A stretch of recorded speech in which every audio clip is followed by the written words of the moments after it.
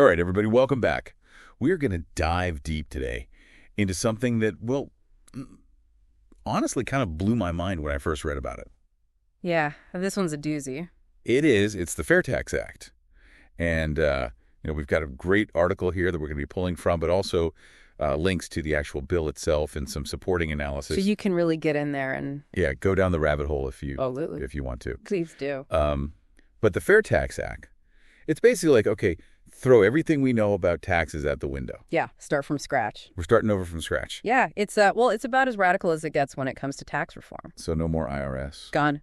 Poof, vanished. Like completely. That's the idea. The Fair Tax Act wants to completely abolish the IRS and replace the entire current federal tax system with a single national consumption tax. Okay, so hold on. Instead of paying taxes on the money we earn, we pay taxes on everything we buy. Exactly. That's the core concept. Like everything. Groceries, clothes, gas. Everything. Every single purchase of goods and services would be taxed at a flat rate.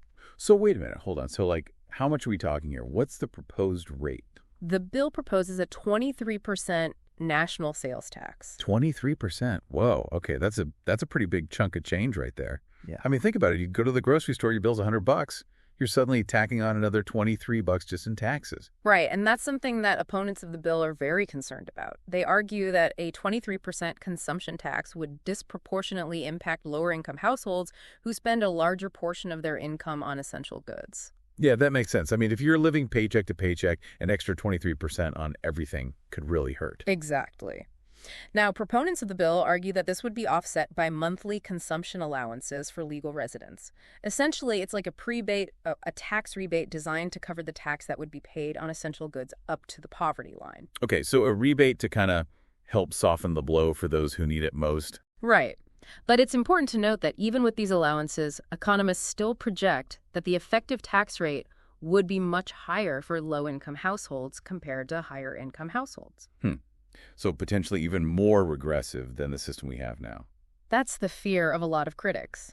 And another point of contention is that the bill states that while undocumented immigrants would also be subject to this consumption tax, they would not be eligible for these consumption allowances. So they'd bear the full brunt of the 23%. Potentially, yes. Wow. Okay, so back to this 23% number, though. Is that really enough to cover all of the government's expenses? I mean, we're talking about replacing all federal taxes here. That's a good question, and it's one that economists have been grappling with. Most analyses suggest that to actually fund the government at its current levels, that 23% rate would probably need to be closer to 30%. 30%. Okay, so we're not talking about like a little bump in the sales tax here. Yeah. This would be a massive increase on everything. It would be a huge shift, and that's something to really consider when thinking about the potential impact of this act. Yeah, I mean, for people, businesses, the whole economy. Yeah. It's mind-boggling. Yeah. So who came up with this idea? The bill is sponsored by Congressman Buddy Carter from Georgia. He's been a big advocate for the fair tax for years. And he's got some pretty strong support from fellow Republicans, right? Yeah, he does. There's a contingent within the Republican Party that has been pushing for a national sales tax for decades, actually. So this isn't a new idea? Not at all. Similar proposals have been floating around for a long time, but they've never really gained much traction in Congress. So why now? What's making this push for the fair tax different this time around? Well, I think a few things are at play. First, the IRS has been facing a lot of scrutiny and challenges lately. There have been budget cuts, leadership changes, and a growing backlog of cases. It's created a sense that maybe the agency is just overwhelmed and unable to effectively administer our complex tax code. So the argument is scrap the whole thing and start fresh. Essentially, proponents of the fair tax argue that abolishing the IRS and replacing it with a single national sales tax would simplify things immensely. No more filing taxes. No more intern tax returns, no more corporate tax returns, no more estate tax returns. It would all be gone, replaced by a single point of collection at the point of sale. Okay, I can see how that would be appealing to some people. I mean, let's be honest, nobody enjoys filling out tax forms. Right.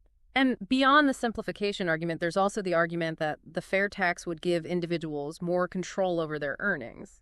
Instead of the government taking a cut of your paycheck up front, you get to decide how to spend your money and then pay taxes only on what you consume. Exactly. Proponents argue that this would empower individuals and stimulate economic growth. Because people would have more money in their pockets to spend, invest, and save. Precisely. And there's a quote from Representative Barry Loudermilk that really captures this sentiment. He says the current tax system is simply too complex and burdensome for hardworking families. Basically, he's saying that the current system is holding people back and that the fair tax would unleash economic potential. Okay, I get that. But I'm sure there are plenty of people who are skeptical about all of this. I mean, it sounds almost too good to be true. Right.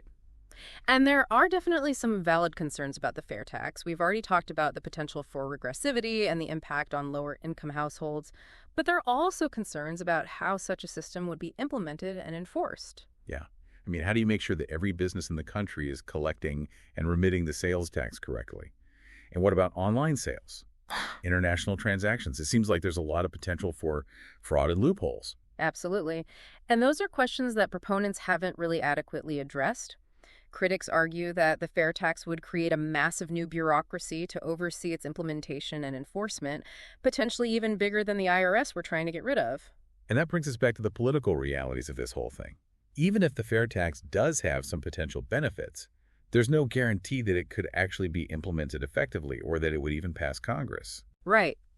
Historically, similar proposals have faced strong opposition from Democrats who argue that a national sales tax is inherently unfair to low and middle-income earners. And even some Republicans have expressed skepticism about the feasibility of such a radical overhaul of the tax system. So it sounds like the Fair Tax Act is facing an uphill battle. Yeah. But it definitely raises some interesting questions about how our tax system works and whether there might be a better way to do things. It's a thought-provoking proposal for sure. And it forces us to consider the fundamental principles of taxation, fairness, simplicity, economic impact. There are no easy answers here. It's definitely something for everyone to think about and maybe do a little research of their own. We've included links to the bill, the article we discussed, and some additional analysis so you can dive deeper into the details and form your own opinion. And ultimately, the question becomes, what kind of tax system do we want as a society? One that prioritizes simplicity, one that aims to promote economic growth, one that strives for fairness and equity. These are questions that we need to be having a national conversation about. Absolutely. Well, thank you so much for breaking all of this down for us. It's a complex topic, and you've shed a lot of light on it. You're welcome. I'm glad we could have this conversation. And to all of our listeners out there, thanks for joining us on this deep dive into the Fair Tax Act. We hope you found it informative and thought-provoking. And remember, keep asking questions and keep diving deeper. See you next time. See you next time.